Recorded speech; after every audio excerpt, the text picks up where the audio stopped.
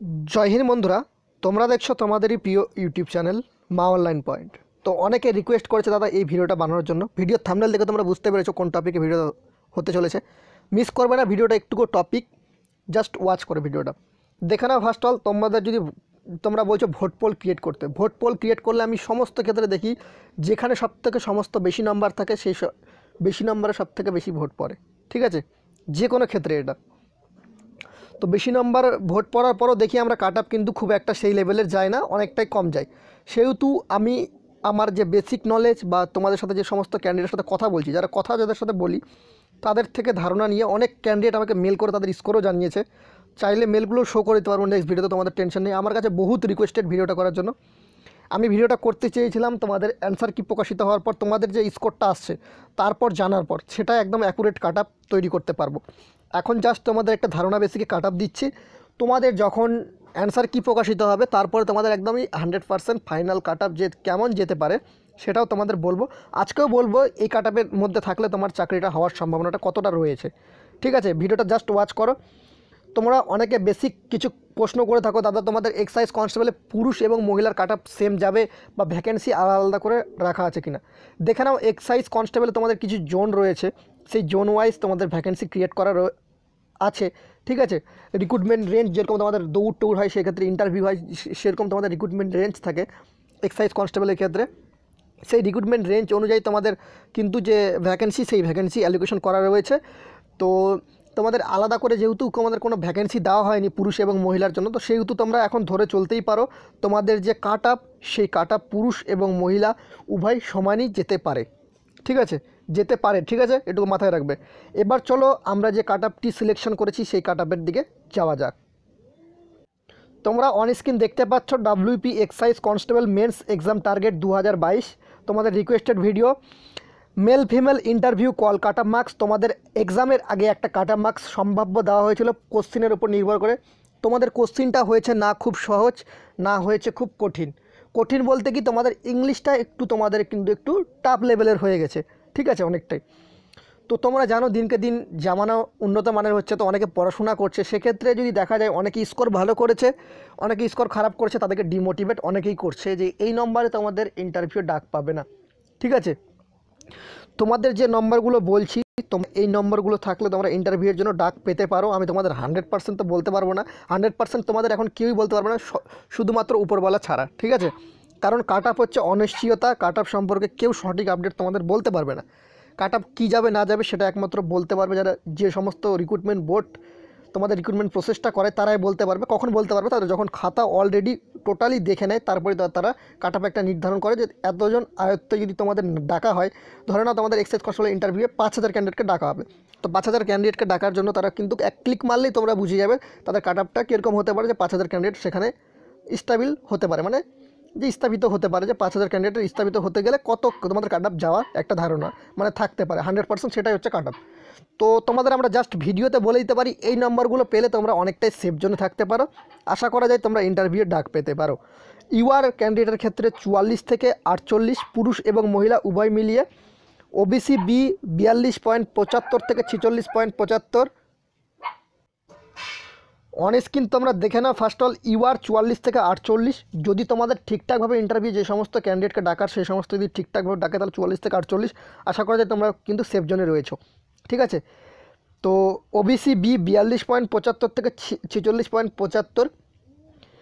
তারপর তোমরা দেখে নাও ইন্টারভিউয়ের জন্য ডাক দেওয়ার জন্য এই নম্বরগুলো। ওবিসি এ 40.75 থেকে 44.75, এসসি 41.75 থেকে 45.25, এসটি প্রার্থী যদি হয়ে থাকো পুরুষ এবং মহিলা 36.25 থেকে 41 নম্বর। এবার মাথায় রাখবে এই নম্বরগুলো যদি স্কোর করো তাহলে তোমরা কি সেফ জোনে আছো।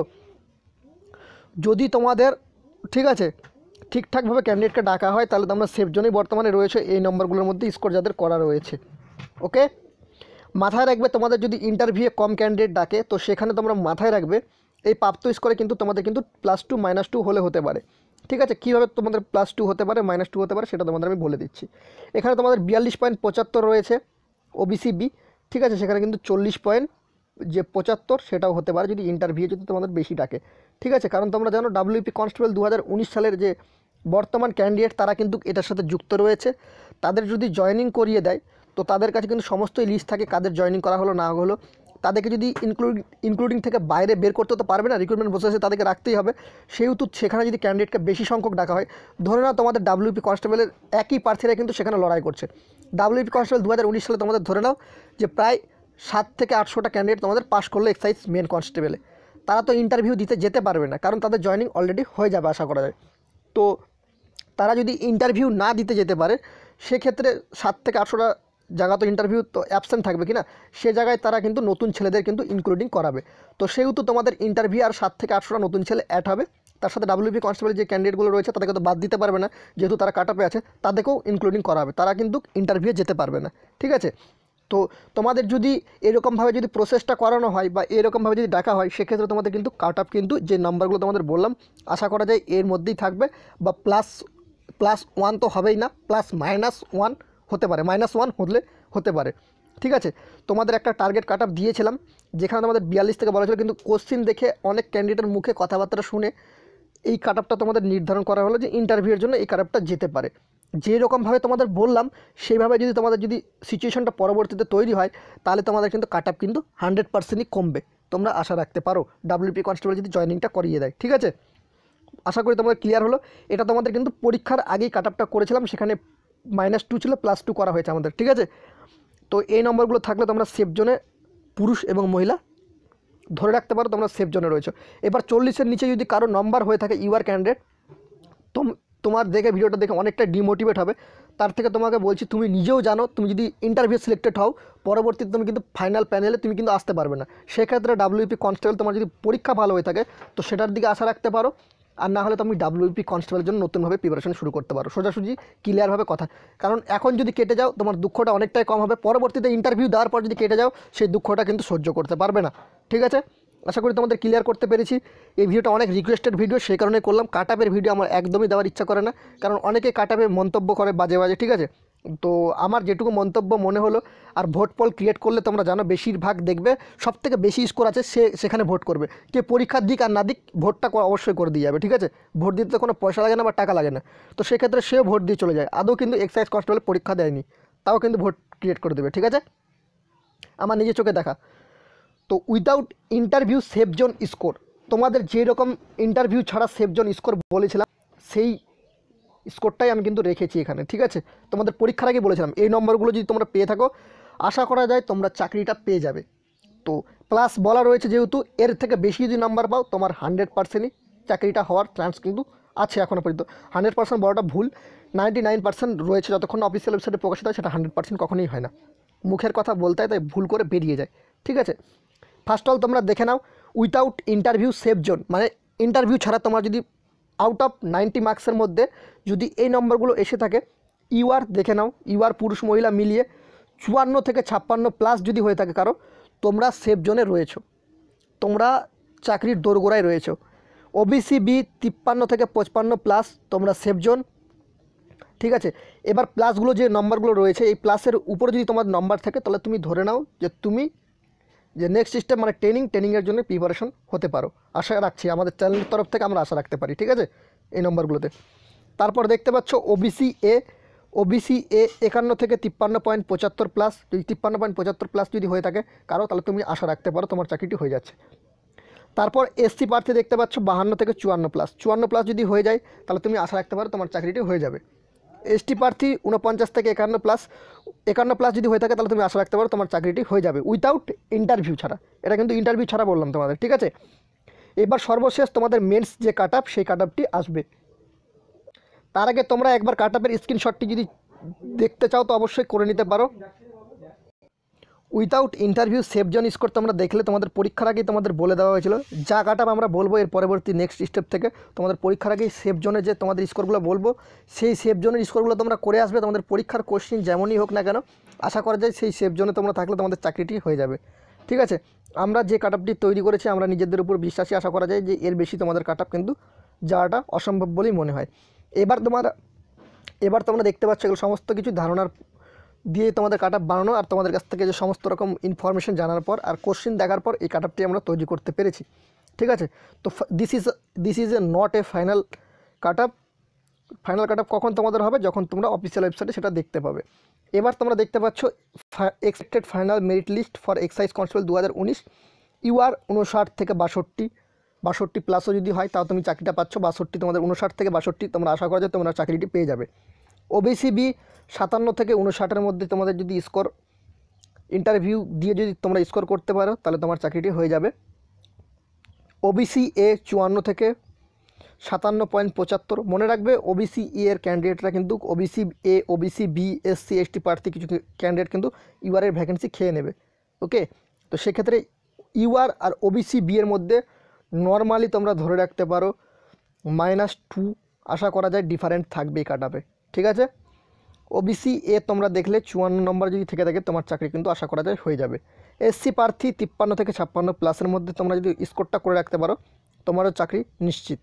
এসটি প্রার্থী 50.75 থেকে 53 প্লাসও যদি স্কোর করতে পারো, 50 প্লাসও যদি স্কোর করতে পারো 51 প্লাস, সেক্ষেত্রেও আশা করা যায় এসটি প্রার্থীরা পুরুষ এবং মহিলারা চাকরিটি পেয়ে যাবে। আশা করি তোমরা কাট অফের ভিডিওটা দেখে স্যাটিসফাইড। কাদের কেমন লেগেছে অবশ্যই কমেন্ট করে জানিও। তোমরা স্যাটিসফাইড না থাকলে তোমরা বলতে পারো তোমাদের যে মন্তব্য, সেই মন্তব্যটা অবশ্যই কমেন্ট বক্সে করতে পারো। এটা কিছু তোমাদের মতনই ক্যান্ডিডেটের ধারণা বেসিসে নেওয়া, তাদের যে সমস্ত কিছু অ্যান্সার কি মেলানোর পর অফিসিয়ালি তো অ্যান্সার কি প্রকাশিত হয়নি, অফিসিয়াল অ্যান্সার কি ছাড়া নিজেদের অ্যান্সার কি বের করার পর যে মিলানোর পর যে কাট অফ, সেই কাট অফটি এবার ডাব্লিউপি বোর্ড তোমাদের অফিসিয়ালি অ্যান্সার কি প্রকাশিত করবে। প্রকাশিত করার পর কার কত প্রাপ্তি স্কোর হচ্ছে তখন ভোট পোল আমরা ক্রিয়েট করব। সেই ভোট পোলে অবশ্যই সেখানে ভোট তোমাদের দেওয়ার দায়িত্ব সঠিকভাবে দেবে। তারপরেই তোমাদের 100% অ্যাকুরেট কাট অফ তৈরি করা সম্ভব বলে মনে হবে। তবে একটা কথা মাথায় রাখবে, তোমাদের যদি ইউআরের যদি 50-এর নিচেও যদি কাট অফ যায়, ঠিক আছে, 50-এর নিচে আশা তো করা যাচ্ছে 99% যে 50-এর নিচে তোমাদের ইউআরের কাট অফ থাকবে। যদি 50-এর নিচে কাট অফ থাকে, ঠিক আছে, তাহলে তোমাদের এই কাট অফের স্কোরটাই কিন্তু ঘোরাফেরা করবে ফাইনাল মেরিট লিস্টে। ঠিক আছে, এবার যদি ইন্টারভিউর জন্য যদি তোমাদের যদি 52 প্লাস ইউআর কাট অফ চলে যায়, কথা মানে বলছি, তাহলে একটু কাট অফটা কিন্তু ডিফারেন্ট হয়ে যাবে। ঠিক আছে, এখন তোমাদের দেখতে হবে অ্যান্সার কি প্রকাশিত হওয়ার পর কার কত প্রাপ্তি স্কোর হলো, তাহলেই বোঝা যাবে সঠিকভাবে ইন্টারভিউয়ের জন্য কত নম্বরে তোমাদের কিন্তু ডাকতে পারে ডাব্লিউবিপিআরবি বোর্ড। সেটা কিন্তু নিজেরাই কিন্তু বোঝা যাবে, তোমরা নিজেরাও বুঝতে পারবে। ঠিক আছে, তখনই তোমাদের 100% একটা সঠিক কাট অফ দেওয়া সম্ভব বলে মনে করা যায়। তো তোমরা অনেকে রিকোয়েস্ট করেছিল দাদা সব চ্যানেল তোমাদের কাট অফের ভিডিও দিয়ে দিল, তো আমি কাট অফের ভিডিও পরেই দিই এই কারণ তোমাদের অনেক কিছু অ্যানালাইসিস করার পরই কাট অফের ভিডিও দিতে হয়, সেটা সঠিক বলে মনে করি। পরীক্ষা তোমার এখনই হলো, কিছুক্ষণ পর আধা ঘন্টা পর আমি কাট অফের ভিডিও বানালে জানি পরীক্ষা দেওয়ার পর অনেক ক্যান্ডিডেট আসে কাট অফটা সার্চ করবে, কারণ সে যত নম্বর পাচ্ছে তার যেন কাট অফের সাথে মেলে, সে কারণে সে দেখার চেষ্টা করবে আমি ডাক পাচ্ছি কিনা ইন্টারভিউর জন্য। তো সেই রকম অনেকে ভি পাওয়ার জন্য ভিডিও করতে পারে এরকমভাবে। ঠিক আছে, কিন্তু আমি সেভাবে কোনোদিনও ভিডিও করিনি, তোমরা দেখে দেখতে পারো আমার কাট অফের ভিডিও পরেই আসে, কারণ সমস্ত কিছু অ্যানালাইসিস করার পরই আমরা কাট অফের ভিডিও দিয়ে থাকি।